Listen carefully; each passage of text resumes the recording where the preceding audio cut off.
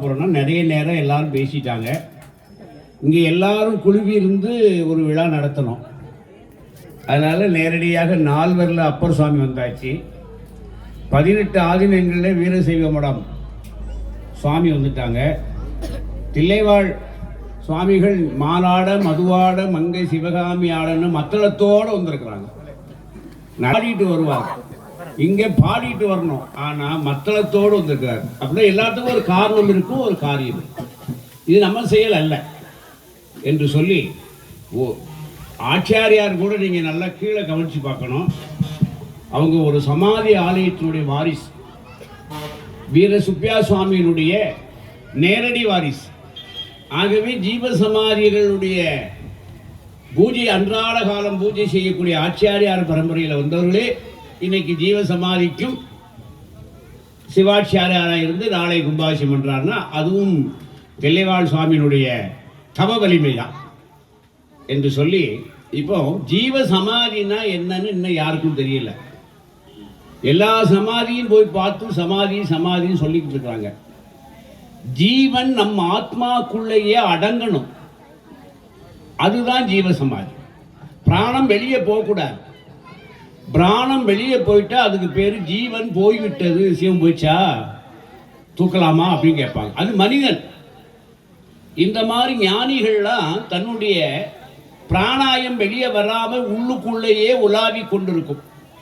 அது அவங்க குருமார்கள் சொல்லி கொடுக்குற விஷயத்தை வச்சு இவர்கள் பிராணாய அபியாசம் பண்ணி வெளியில் சொல்லுவாங்க, என்னுடைய ஜீவசமாதி ஒடுக்கம் இந்த நாள் இத்தனை மணிக்கு இந்த நேரத்தில் ஒடுங்கும். தன்னுடைய பிறவி பயனை முடிவு காலத்தை யார் ஒருவர் சொல்லுகிறாரோ அவர் ஜீவமுக்தி அடைந்தவர் என்று வேதம் சொல்கிறது. நல்லா புரிஞ்சுங்க, அந்த நிலை அடையணும். அதுதான் உயர்ந்த நிலை. நம்முடைய தவத்தில் கூடு விட்டு கூடு பாயறதோ பறக்கிறதோ விபூதி வர வைக்கிறதோ குங்குமத்தை வர வைக்கிறதோ ஞானி அல்ல. தன்னுடைய ஜீவன் தனக்கு பாடியிலே அடங்கணும். அப்படி அடங்கினால் அதை 3 நாளைக்கு நீங்கள் ஐஸ் பெட்டியில் வைக்க வேண்டாம், சும்மா வெறும் நாற்காலியிலே வச்சுக்கலாம். சுவாமி சொன்னாங்க, இப்போ தர்மபுரத்தில் சுவாமி ஈக்கு குச்சி மாதிரி ஆயிட்டாங்க. நல்லா 3 நாள் இருந்தாங்க, ஒன்றும் பண்ணலை. அந்த பூஜை வலிமை தவ வலிமை இருந்தால் ஜீவன் தனக்குள் ஒடுங்கும். அப்படி ஒடுங்கியதுதான் ஜீவ சமாதி என்று பெயர். அவை ஒரு காலம் அப்படியே அமைதியாக இருக்கும், ஒரு காலம் மறுபடியும் பலன் கொடுத்துரும். ஆகினால இங்கே இதுகாலம் வரை இவர்கள் இடைவிடாது குரு பூஜை பண்ணிக்கிறான்னு கேள்விப்பட்டேன். ஆகவே உங்களுக்கு கும்பாபிஷேகம் செய்கிற பாக்கியம் கிடைச்சிருக்குன்னா அவர் உள்ளே இருந்து தவ வலிமை தான் உங்களை எல்லாம் நல்லா செய்ய வச்சிருக்கேன். ஆகினால இடைவிடாது குரு பூஜை செய்யுங்க. சுவாமிக்கு தவ வலிமை நம்ம ஊரெல்லாம் எங்கும் பரவும். மீண்டும் ஒருவர் அந்த ஊரில் பிறப்பார் என்று ரமணர் சொல்கிறார். ஜீவசமாதி இருக்கிற ஊரில் அவருடைய தவ வலிமையால் மீண்டும் ஒருவர் பிறப்பார் என்று ரமணர் இந்த கால நூற்றாண்டில் வாழ்ந்தவர் சொல்றார். அது காரணம் சொல்றார். பிரபஞ்சே மாசம் அவர் நல்லா சம்ஸ்கிருதம் படித்தவர். சனுஜ்யமான சாணுத்திய லட்சணத்தை அவங்க எப்போ அடைகிறார்களோ அவர்கள் மீண்டும் அந்த மண்ணிலே 17 முறை பிறப்பார்களாம். ஆகையினால இந்த மண்ணில் யாராவது ஒருத்தர் பிறப்பார்கள். நீங்கள் மறந்துடாங்க, ஒரு 100 வருஷம் 108 வருஷம், இது எத்தனை வருஷம் ஆயிருக்கு? சுவாமியினுடைய ஒடுக்கம் தெரியுமா? ஒடுக்கமாகி 118. இது வரைக்கும் யாராவது தோன்றினாங்களா? இல்லை, தோன்றுவார்கள். அந்த நம்பிக்கையோடு இருந்து அந்த சிவா பாலகரனை நீங்கள் பார்க்கணும். இது நான் எனக்கு கண்கூடாக தெரிஞ்சது. திருவண்ணாமலையில் ஒரு சுவாமி மறைந்தார், ஒரு சுவாமி உடனே தோன்றினார். அதனால நீங்கள் கண்கூடாக தெரிஞ்சுக்கலாம். இந்த மாதிரி ஜீவ சமாதிகளில் ஏதோ ஒரு காலத்தில் ஒரு மகான்கள் தோன்றுவார்கள். அப்படிப்பட்டால் 1,20,000 சமாதிகள் இந்தியாவில் இருக்குது, ஒடுக்கங்கள். ஏன்னா நான் இதை எது சொல்கிறேன், காசி பெனாரஸ் யூனிவர்சிட்டியில் ஒரு நூலில் படித்தேன்.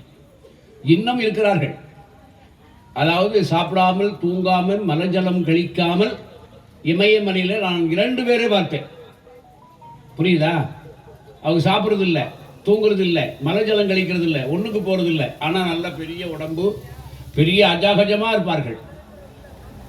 அப்படி அவர்கள் என்ன பண்ணாங்கன்னா, நாங்கள் போய் கைலாய யாத்திரை பாத யாத்திரையாக போயிட்டுருக்குறோம். கைலாய மலையில் நாங்கள் நடந்து போனோம். அப்பர் சாமி போன மாதிரி எனக்கு ஒரு ஆசை, அதுக்காக போனேன். அப்படி போகிற காலத்தில் இடையில என் கூட வந்தவருக்கு நல்ல பசி. அப்போ என்ன பண்ணாரு பாருங்க, நாங்கள் பசிக்குன்னு சொன்ன உடனே பனியை நீக்கிட்டு வந்தார். 2 கையில் பனியை தள்ளிட்டு அஜகஜமான வளர்த்தி பெரிய தொந்தியோடு வந்தார். வந்துட்டு என்ன பசிக்கிறதா, தமிழ் பேசுகிறார். பசிக்கிறதா? ஆமாம் பசிக்கிறது. உடம்புல துணி இல்லை, ஒரு சின்ன ஆண்குறி சின்னதாக இருக்கு, பெரிய தொந்தி, நல்ல தாடி, முடி இல்லை. உடனே ஒரு மண் சட்டியை எடுத்து அப்படியே கையில் எடுத்தா நல்ல அண்ணன், அருமையான அன்ன சாதம். தமிழ் பேசினார். கொஞ்ச நேரம் கழிச்சு மறைச்சிட்டார். எதுக்கு சொல்ல வரேன்னா, இன்றும் அவர்களை போன்ற ஞானிகள் உள்ளார்கள்.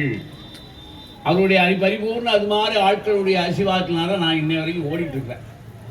புரியுதா? தம்பி சொன்னாங்க காசிக்கு எத்தனை முறை போனீங்க. 17 ஆண்டுகள் நான் அங்கே இருந்து படித்தவன்.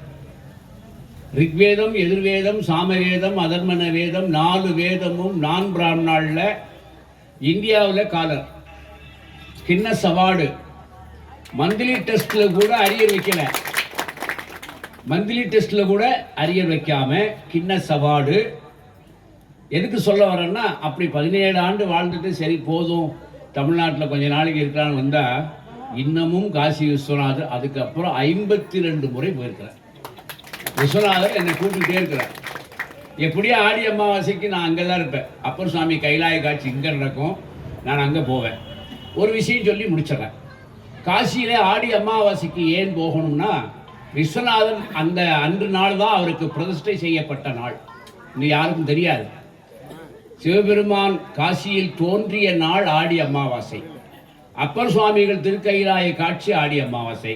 அது மாதிரி கும்பாபிஷேகம் முடிஞ்ச உடனே தம்பி சொன்னது மாதிரி நேரடியாக நாங்கள் குரு பகவானை பார்க்க வந்தது எங்களுக்கு புண்ணியம் என்று சொல்கிறேன். காசிக்கு போயிட்டு வந்தோட நான் வேற யார் வீட்டுக்கும் போகாம, பிரசாதம் கொடுக்க போகாம, நேரடியா கரெக்டா 24 மணி நேரம் இன்னும் ஆகலை. நாங்கள் நேற்று 8:10க்கு தான் மடத்தில் வந்து ஓய்வு எடுத்தோம். அப்போ தான் அவர் ஃபோன் பண்ணார். காசியை பற்றி சொல்லிக்கிட்டு இருந்தேன். ஆகவே இன்று எனக்கு தான் புண்ணியம். ஒரு பெரிய மகானை, அதுவும் தில்லை வாத்தியார் சுவாமியினுடைய மூலஸ்தானத்தில் போய் இப்போ அவர் திருவடியில் புஷ்பம் போடுற பாக்கியம் கிடைச்சிருக்குன்னா, இந்த 97 வயசில் நான் செஞ்ச புண்ணியம் தானே என்று சொல்லி, அது விஸ்வநாதர் கொடுத்த பலன் என்று சொல்லி, உங்களுக்கும் எல்லா அருளும் குரு அருளும் திருவருளும் கிடைக்கணும். நீங்கள் எல்லாரும் காசிக்கு போகணும், கைலாயம் போகணும்னு தேவையில்லை. காசிக்கு போங்க. காசியில் போய் தன்னுடைய கர்மங்களை துணைங்க, வீர சைவமாக மாறுங்க, உடலை வளர்த்து கொள்ளுங்கள், உள்ளத்தை தெளிவுபடுத்துங்கள். சிதம்பரத்தில் பக்கத்தில் இருந்துட்டு எல்லாரும் எப்படி இருக்கணும், கிட்டத்தட்ட 300 கிலோமீட்டர் அந்த காலத்தில் சைவம் இருந்தது. இன்றைக்கி சிதம்பரத்துக்குள்ளே லேசாக நுழைஞ்சிருச்சு. எனக்கு ரொம்ப கஷ்டமாக இருக்கும். அப்போல்லாம் நான் கோவக்காரன். சிதம்பரம் அண்ணாமலை யூனிவர்சிட்டி நான் பணியாற்றியவன். புரியுதா? தமிழ் டிபார்ட்மெண்ட்டில்.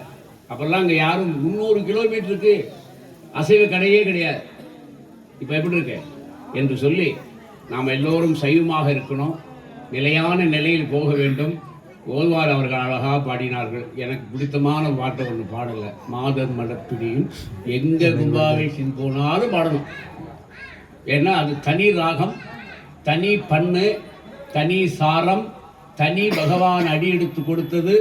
அது ஓதுவார் ஒரு நாளைக்கு ஒரு முறையாவது பாடணும், யாகசாலையில் கட்டாயமாக பாடணும் என்று சொல்லி வேண்டி, எல்லா குருவர்களும் எல்லா திருவர்களும் கிடைக்க பகவானை வேண்டி, எனக்கு அன்புக்கு பாத்திரமான சாமி அவர்கள், இவருடைய அண்ணார், அவங்களுடைய தாத்தா சாமி வரை நான் பழகினவன். இவர்களும் தாத்தா மகன் அண்ணா தம்பி வந்துச்சு, இவங்களும் தாத்தா அப்பா பேரன் வந்துட்டாங்க. ஆகவே இந்த 30 ஆண்டுகளில் 3 தலைமுறையை பார்க்குற பாக்கியம் கிடைச்சது. இந்த ஊர் மக்களும், இங்கே இருக்கின்ற தேவர்களும் முனிவர்களும் மற்ற ஏனைய ஆலயங்களும் எல்லாம் சீரும் சிறப்புமாக வாழ வேண்டும்.